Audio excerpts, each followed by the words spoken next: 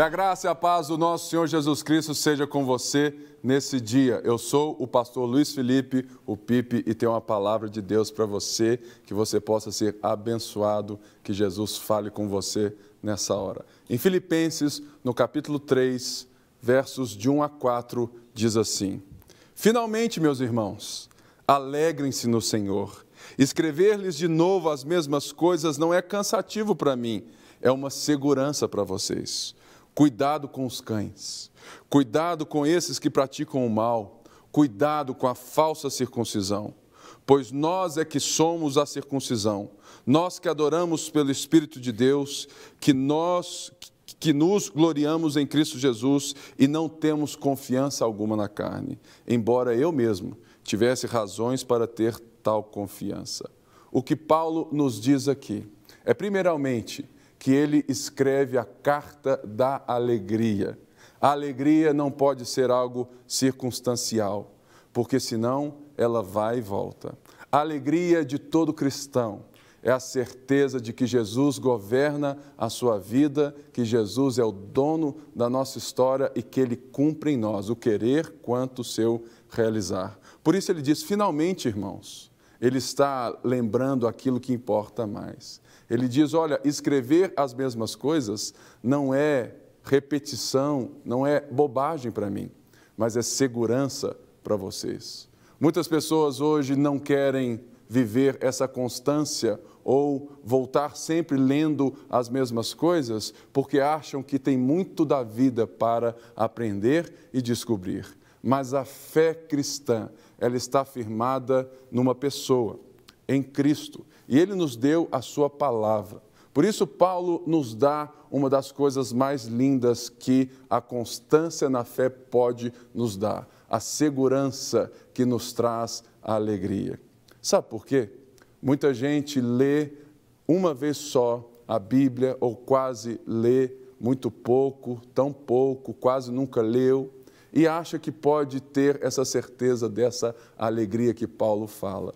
Mas a grande verdade é que toda a vida em Jesus, ela é uma ação contínua, ela é uma constância que nós temos que ter, visitando, rememorando, trazendo à memória aquilo que é a nossa esperança. Por isso, nesse dia, eu te pergunto, quais são as coisas, quais são os hábitos, quais são as rotinas que lhes trazem essa memória, esse ardor de Jesus Cristo? Toda criança escuta na igreja uma linda canção, que é assim, leia a Bíblia e faça oração. Leia a Bíblia e faça oração, se quiser crescer.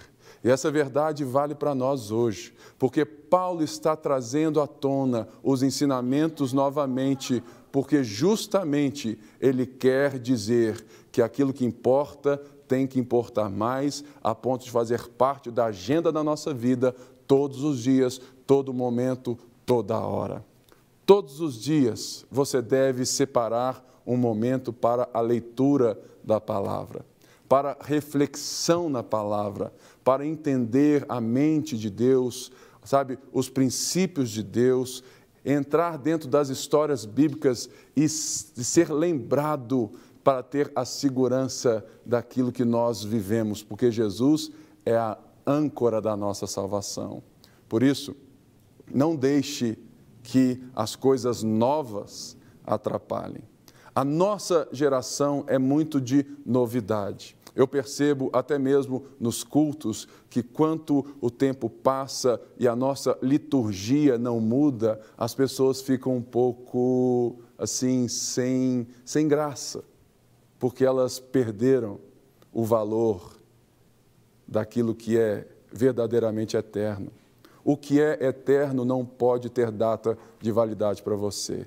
E Paulo está falando assim, olha, eu não tenho qualquer problema em trazer de volta ensinamentos, porque é segurança para vocês. Você deve estar seguro todos os dias naquilo que é eternamente útil para você, porque muita gente quer ser constante e é constante em coisas que são eternamente inúteis. Um filme é muito legal e deve ser parte do nosso dia. Uma novela pode ter ali o seu lugar ou não na sua vida, mas são coisas que provavelmente são eternamente inúteis na sua vida. Não lhe trazem edificação, não lhe trazem nada, não transformam o seu caráter. Mas visitar os ensinamentos é justamente aquilo que nos segura. Porque Paulo vem aqui então e faz um alerta a todos nós. Cuidado, cuidado. Todo mundo que sabe o que é o lastro da vida, o que é certo, todo mundo que entende a palavra de Deus, aprende a palavra cuidado. Ele diz, cuidado com os cães. Naquela época, todo judeu religioso considerava os gentios, quem não era, de fato judeu de nascimento, são gentios. Nós somos gentios. Eles consideravam esses cães, pessoas indignas, nojentas, que não tinham qualquer coisa digna de serem valorizadas. Porque naquela época os cães não eram igual hoje. Hoje você pode ter aí na sua casa um lindo cãozinho que vive uma vida, sabe, que muitas vezes é muito melhor do que a vida de muito pobre nesse Brasil. Ele está limpinho, ele come, sabe, tudo premium. Mas naquela época não tinha esse hábito. Os cães eram bichos semi-selvagens. Eles não eram vistos dessa maneira que o poodle da sua casa pode ser visto. Os cães eram sinal de gente que não merecia e que só latia, mas não trazia valor algum às coisas. E Paulo, um judeu, reverte a linguagem. Paulo diz, cuidado com os cães, falando justamente dos religiosos da época. Cuidados com aqueles que fazem o mal. Cuidado com aqueles que buscam os seus próprios interesses e ajudam justamente para ganhar alguma coisa. Aqueles que têm um outro sentido na sua fala, nos seus gestos, aquele que só está perto de você para ter alguma coisa de você.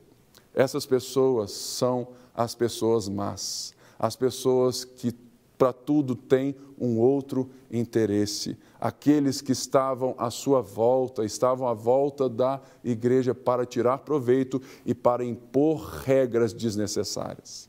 Jesus é o caminho, a verdade e a vida.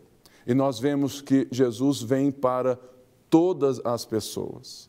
Portanto, ele diz, cuidado com a falsa circuncisão.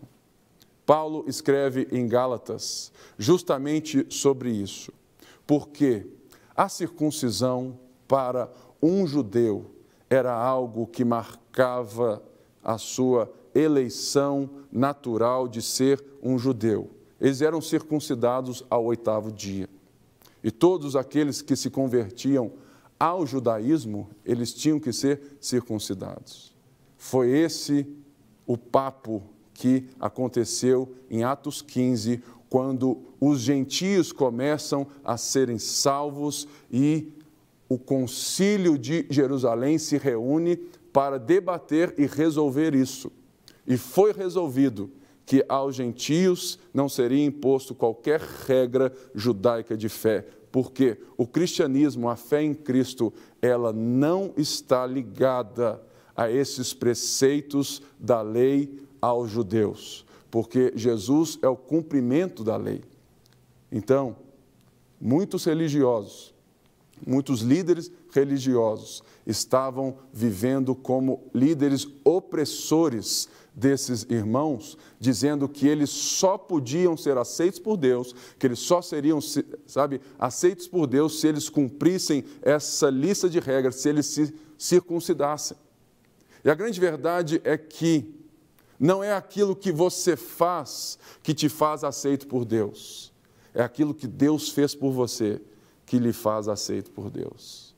Jesus pagou um preço tão grande naquela cruz para que Ele fosse o seu Salvador, para que Ele seja o Senhor da sua vida e para que você não tenha nenhuma lista de regras para ser salvo, porque a salvação é pela graça. Mas isso não significa que eu, então, posso fazer qualquer coisa.